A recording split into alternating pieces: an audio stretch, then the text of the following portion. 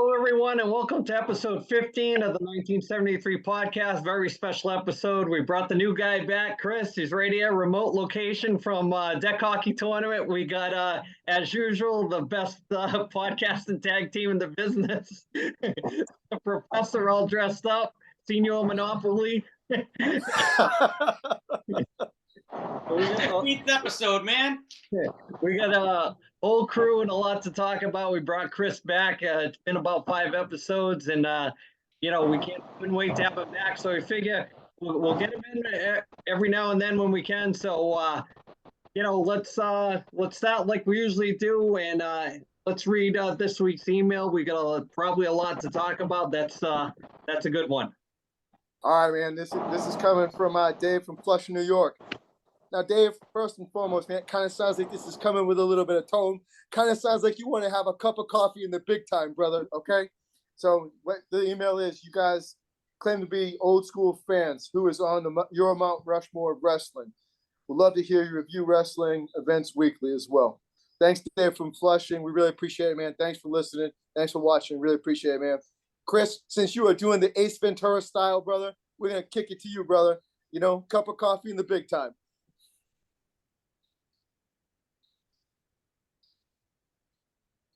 We might be having technical difficulties with Chris. You might want to. All right, Thomas, the Monopoly man. All right, I'll start off. My number one guy, I got to go old school. I got to go with Bruno as AC's Bruno Sammartino. And then I'm going with the Hulkster, Hulk Hogan. Boo. Then the Nature Boy, Ric Flair. And the fourth one was a toss-up, but I'm going to go with Stone Cold. He was in his prime. There was nobody like him. And what do you got? Me? I'm gonna go with I got 5, which is you have to understand why. So I got Ric Flair, I got Big Dust, I got Macho Man. You got to throw them in here. You have to. You got to throw the Road Warriors in here. The pop that they got. I mean, when they came out back in the 80s, nothing like it. And I'm gonna throw somebody. I'm kind of a little bit more new school on this, but with my picks, I'm gonna go with Nikita Koloff. All right, Chris, what do you got? All right, so we're gonna go with the Hulk. Okay, it's got to be on there. He just has to. What he did with the young kids, and then we're gonna jump to Ric Flair. Ric Flair, absolutely, in my opinion, has to be there as well. With the third spot, it's a tough one. I have a lot of more of the newer age guys. I'm going to have to go real new age and new school with The Rock. The Rock was just nobody better on the mic. And I'm going with Tom with Stone Cold Steve Austin. That was the guy that brought me into wrestling in 1998. That's when he changed the whole, new the Attitude Era with nobody sold more merchandise than that guy. He was just unreal and took WWF to heights it's never seen before. So I'm glad this is a great talking point. Now, here's the way you can hit this, and I don't know how the email is structured. Is it the greatest of all time, or is it your personal favorites? Because it's 2 different lists for me. But if we're going to go strictly Mount Rushmore for probably what they did for the overall aspect of pro wrestling, I'm going to go with Hulk Hogan because of the boom. I'm going to go with Andre the Giant because he was a huge attraction. Wherever he went, people just had to see him. Plus, he was on TV before everybody else was. I'm going to go Stone Cold Steve Austin for the obvious reasons, like Chris said. He created another boom in wrestling. Him and Hogan, just the merchandise and the pop culture side of things. It's hard to believe that as big as Hulk Hogan was, if you remember that 84 to 85, how huge he was, that Stone Cold sold more T-shirts than Hulkamania T-shirts. It's unbelievable to put that in perspective. And my last pick, and it's probably a personal choice, it's Ric Flair. And he's an icon. He should have got his due as an icon in the 80s. A lot of people weren't up to speed with watching NWA. They were probably WWF people, and maybe you didn't have cable, or maybe you didn't even know it was on. But now he's a character of himself. But there was nobody better in the ring, on the mic between the years of probably 84 and probably 88 in that genre. But as far as 16-time world champion, whether it's work or not, I mean, he was the last true traveling world champion where you actually traveled and you had that schedule. He was the last one to actually do it. And, there were guys like Jack Briscoe that after a few years with the belt, they were begging the NWA to take the belt off him. Flair just was like, I'll take it whenever you give it to me. I'll do that schedule, no problem. And not get crazy because he never wanted to be home. I mean, it's a sad life for family wise, but I mean, if there was a Mount Rushmore just for, the whole story with given to the whole wrestling industry, that's my pick. Thoughts going around? Any? Yeah, I mean, for me, those were my personal favorites. Now, I mean, the thing about it is like if you go through history, I mean, you cannot pass over Harley Race. You can't. You can't pass over Bruno Sammartino. You just can't. Okay. You can't pass over Hogan. You can't pass over The Rock or Stone Cold. I mean, those right there, I mean, that kind of hits it all. I mean, the 5 people that, those were my favorites. I mean, those are the guys that, hey, when these guys were on, don't talk to me. My people are on, Yeah. I mean, because, Flair, Dusty, Macho Man, the Warriors, and Nikita Koloff, they all hit that kind of like elicited that reaction out of you because that's how good they came across, especially with their promos. And I mean, I don't think anybody on anybody's personal list can argue with that, So I mean, I'll kick it back to somebody else. So I mean, those were my personal picks. There are so many that, I mean, it's a tough to just name 4. I mean, you've got The Undertaker, who's there. Even, I mean, I've never liked the guy, but John Cena. I mean, there are just so many different guys you can pick through. It's tough. And there's like no right or wrong answer. No. I mean, unless somebody wants to throw like a Barry Horowitz on there. I mean, come on. How about some Barry O, man? Come on. Yeah, right. It's tough because it all depends on what era you grew up in. I mean, I don't think a younger person would realize how much impact that Hogan thing was in '84, the boom for wrestling. That, I mean, before that, there was no huge boom before that. Rock and wrestling, man. Yeah, and that MTV boom and wrestling at the same time, it was a thing. I mean, if you didn't see it, I don't think you can kind of grasp the feel of it. And don't forget, back then, you watched as much as you could because if you missed it, then or you didn't record it, and not everybody had even a VCR at the time. There was no DVR in it and watching it later. You were watching it live, and you were waiting to watch. I can remember being outside and it being Saturday at 6:05 and coming running home wherever I was just to watch it, because if you didn't watch it, you missed it. And then they would never ever recap it and show you like a leading up to a match. You just watched whatever was there. This was before the Clash of Champions. The only pay-per-view at the time, this was before WrestleMania. The only pay-per-view was Starrcade, and you were lucky if you could find that. I mean, you'd have to wait till it happened and then catch it on video cassette if you could find that somewhere. To be a wrestling fan, it was definitely work back then. So, like I said, I know Chris is a little younger than us, but I mean, the Attitude Era boom was definitely something too. I mean, it seemed like the Attitude Era worked because all the kids that were 10 in 1984 were already in their 20s by like 98. You know what I mean? So you kind of had 2 groups of kids that you got the younger kids in the 80s, and then when they grew up, they catered to that generation again by their age level, with the bikinis and all that stuff. And, Jerry Springer was hot and all that kind of tie-in. And then, of course, the Stone Cold McMahon thing. McMahon had never gotten in the ring before then, and you got that whole side of it. So thoughts? And not only that, I was just going to mention about one of the greatest factions I grew up with, obviously DX. I know countless kids in school got in trouble for throwing up that suck it sign. Those are good days, man. The good times. You can get away with that stuff a little bit, at least. Yeah. It was the Suckets and the NWO t-shirts were huge at the time too. I mean, we'll get to that one of these weeks. There's a great story about the NWO shirts, how Eric Bischoff bought a company and didn't tell Turner that he owned the company that was making the NWO shirts. That's a good story too.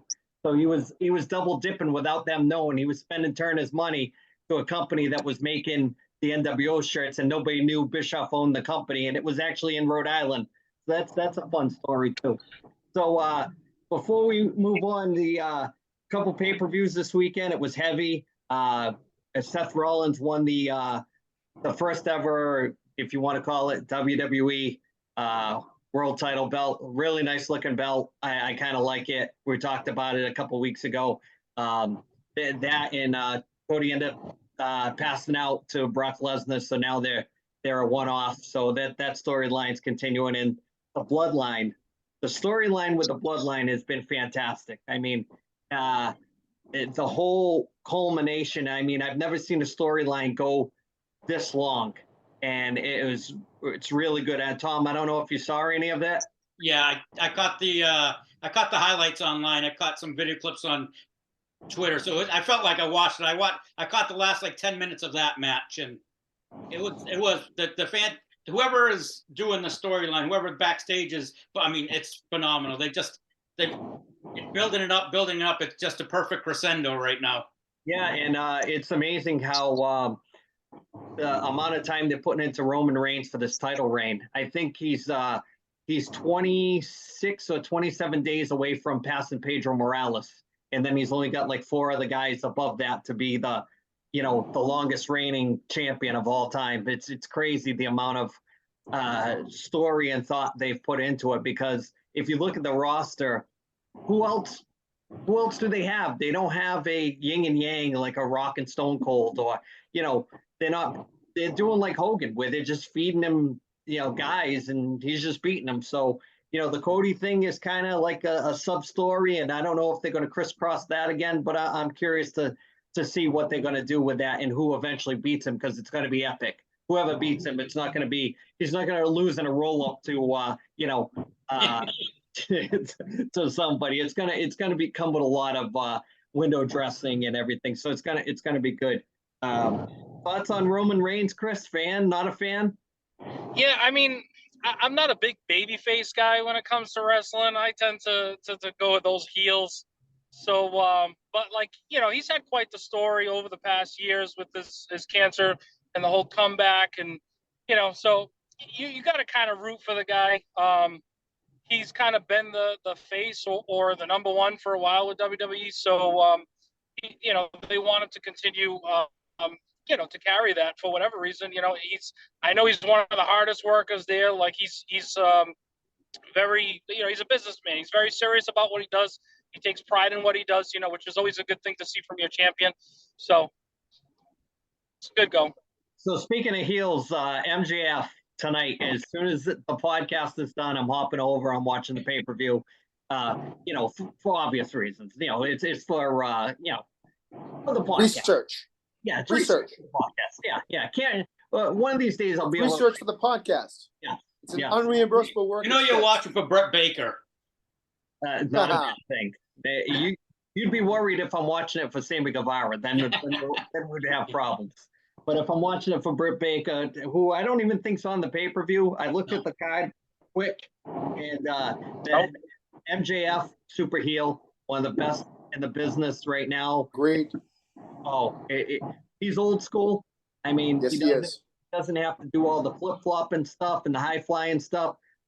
Fantastic. He's in a 4-way against all the other younger guys, Darby Allin and Jungle Boy and somebody else I'm missing. Sammy Guevara, isn't it? Yeah, that's right. Sammy Guevara. See, that you had Sammy on the brain. Yeah. So, it should be good. I mean, it's kind of lackluster. I looked at the card, the Elite versus the Blackpool Combat Club. That's one of those arena matches where, they'll be fighting all over the place and all kinds of melee. You have Jamie Storm Jamie Hayter versus Tony Storm for the women's title. Who knows what'll happen with that? I don't know what they're doing with the the booking over there. It's kind of all over the place. Got the 21-man battle royal, and it's for the belt that Orange Cassidy has. So whoever, he doesn't even have to get pinned to lose the belt. So it could be. Oh, so we're talking about Fonzie now? Yeah. The Arthur Fonzarelli of pro wrestling, Orange Cassidy. Talking about the Fonz. Hey. Definitely an interesting match. I don't know if you saw it. The FTR's defending the belts against Lethal and Double J. So Mark Briscoe's the referee. They got a little side thing with that. And that match I'm a little curious to see what they're going to do with that. There's kind of an ROH storyline in there. So we'll see. We'll see what's going on. But and Ed's girl defending the TBS championship, Jade Cargill versus Tia Valkyrie. So she's got kind of going to go down? I don't know. She's got the Goldberg streak going on, so they're kind of building her up like the female Goldberg, whatever. It's kind of a storyline, whatever. Thoughts on Jade Cargill, Ed, before we move? She's an incredible athlete, man. And I mean, but it doesn't make any sense if you have a champion, if you have a throwaway story. That's stupid. Yeah. I mean, you need to write it better. But other than that, kind of a lackluster pay-per-view. I mean, there's nothing really epic on it. They kind of have a lot of the stars tied up in kind of, group matches. So we'll skip from the wrestling and we'll get right into what we usually like to talk about. We'll get into some NHL playoffs.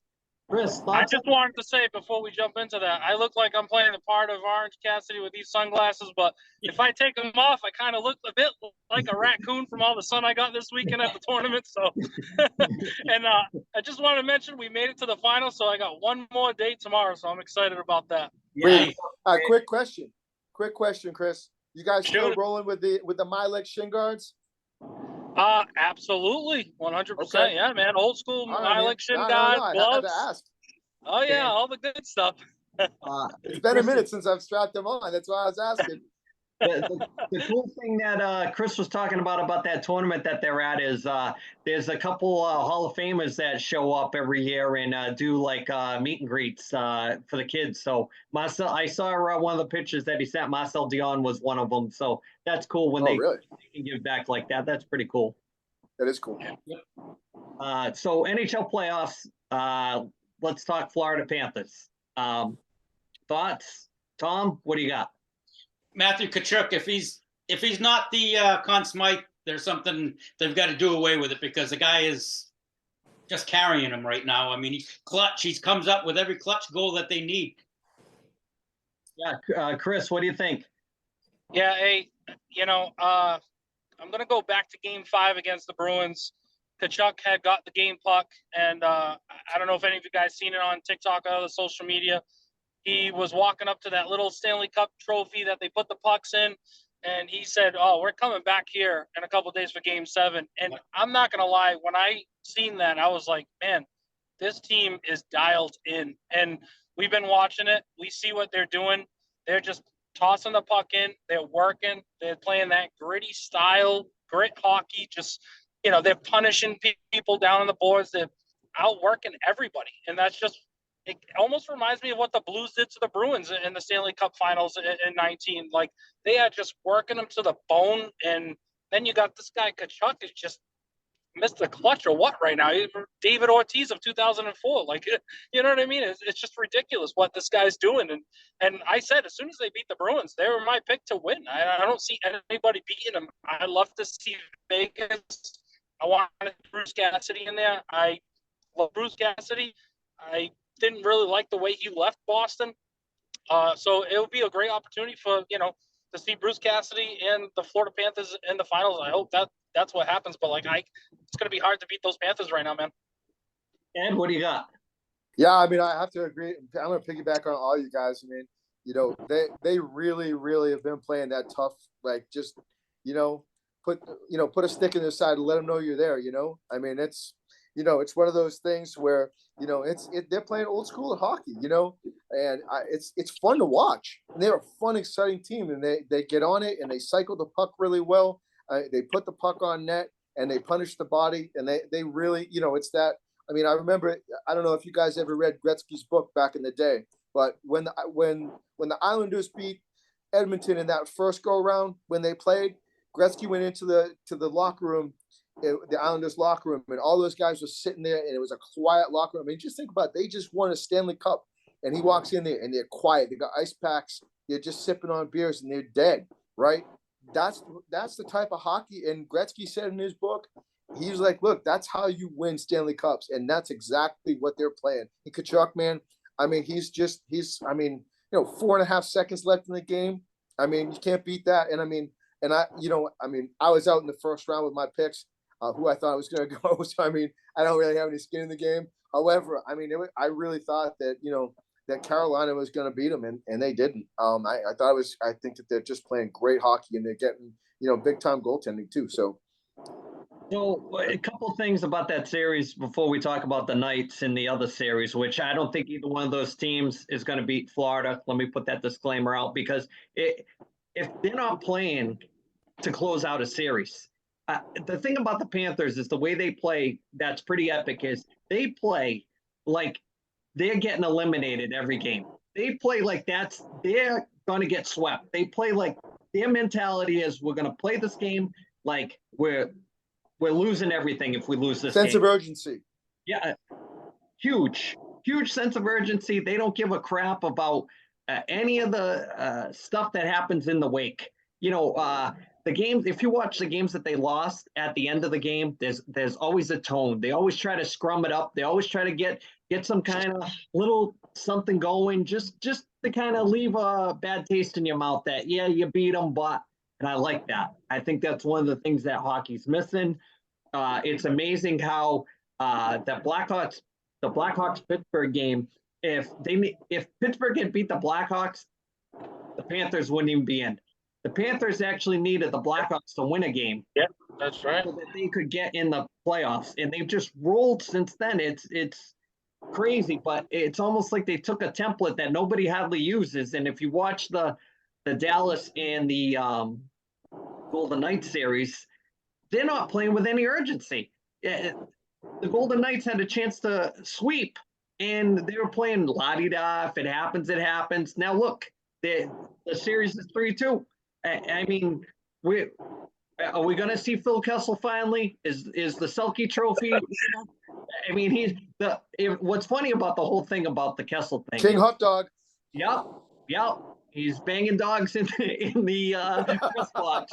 The best thing about, he's the only guy on the team other than Quick that has 2 Stanley Cups. He's got 2 cups, and he's in the press box. Would you think any of that stuff might rub off on these young guys? Who knows? I mean, look at Quick. How come Quick's not in? He's got 2 cups, right? I've been saying that since the playoffs started with them. So weird. If you didn't say it on here, Tommy, it don't count, bro. It is. You got to put it on the record. But got to be on the record. So with it, we're talking Golden Knights and we're talking Dallas. What do you think the problem is with that series, Tom? I think Vegas they took their foot off the gas, and in the first 3 games, they out-hit Dallas every single game. These last 2 games, Dallas has out-hit them 70-44. I mean, they're just beating the crap out of Dallas. Just picked up the physical game, and Vegas is just taking it, and they're not giving anything back. I don't know if it's a matter of they're up 3 games, so they kind of just figured it was over and they half-assed it or what. But then now it's going to be interesting to see if they can pick it back up. Ed, what do you think? I was going to use your full ass, man. What thoughts, Ed, Chris, on that series? I agree with Tom. I think that I really think that Vegas has kind of let off the gas. And I think that, I mean, Dallas is a good quality team. And, I mean, it's the playoffs. Anything can happen. And I think that, for the most part, like, if you let off the gas and you stop, punishing the body and you have a chance to close it out, all of a sudden you let them back in. Now it's 3-2. And, anything can happen, and I mean, I got a funny feeling I think this series is going 7. That's what I think. I think it's going to go 7. And it's going to be all for nothing because the Panthers are just waiting to kick the crap out of either one of those 2 teams. Chris, what do you think? Especially with the extra rest that they got now, they're going to come back and they're going to have fresh legs and their bodies are going to kind of bounce back a little bit so they can continue that punishing game. Yeah, I see Vegas just putting away the next game. I'm hoping, like I said, I do want to see Cassidy there. I think he deserves to get into another Stanley Cup. He had his chances with Boston, but they'll come through. They'll have to. Now They're the with better team. the Jamie Benn thing, did you guys see that? The cross check to Machiso's face. He'll be back the next game. So there's always a story there. You know, what's going to happen. So can he keep his composure? Can he not keep his composure? So we'll see. So we got about 10 minutes left. So we're gonna flip flop a little bit. We're gonna wind the NHL talk down. And Tom, what do you got for your fantasy pick of the week? Well, my fantasy picks of the week this week. Well, first go back to last week. I was pretty good with the pitching. I picked Luis Castillo. He went 2-0, didn't give up a run in either start, and he ended up with 35 points on the week.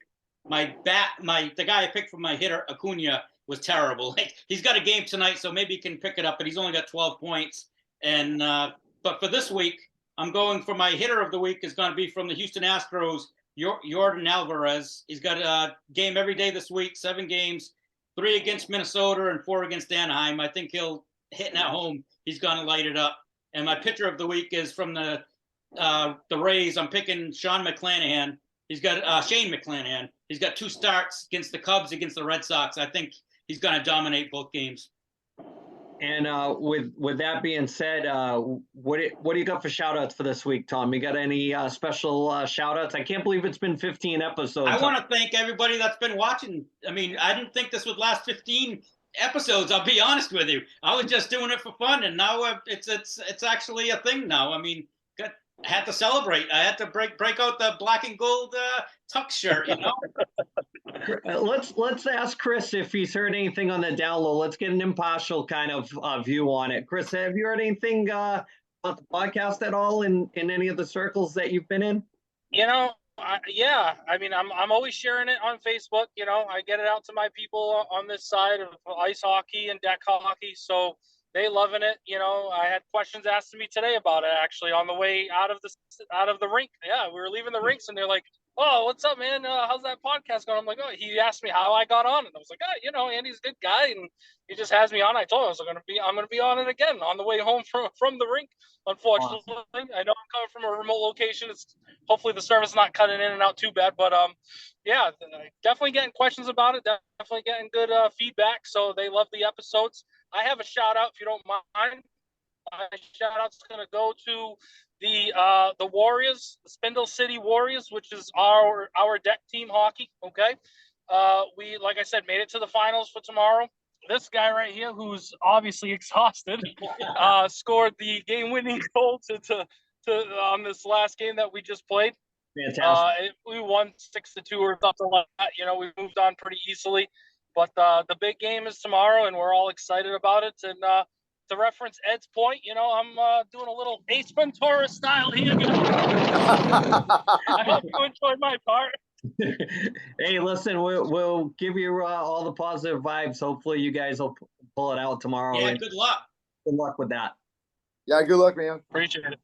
Hey, before we go, Tom, what do you got for your album pick of the week? Album of the week this week, going with the Red Hot Chili Peppers, Blood Sugar Sex Magic. Came out in 91. This was when John Frusciante was just going nuts with his, he and Flea just played off each other so well. They could just pick up on one little note and just jam for like 10 minutes if you saw them live. They were just phenomenal. And some of my favorite tunes on this one were Suck My Kiss, Give It Away Now, Under the Bridge, Power of Equality, and the self-titled Blood Sugar Sex Magic. Ed, thoughts on that album? I mean, that was kind of a curveball there, Thomas. You know, but great album. I mean, the Peppers. I mean, they're great, man.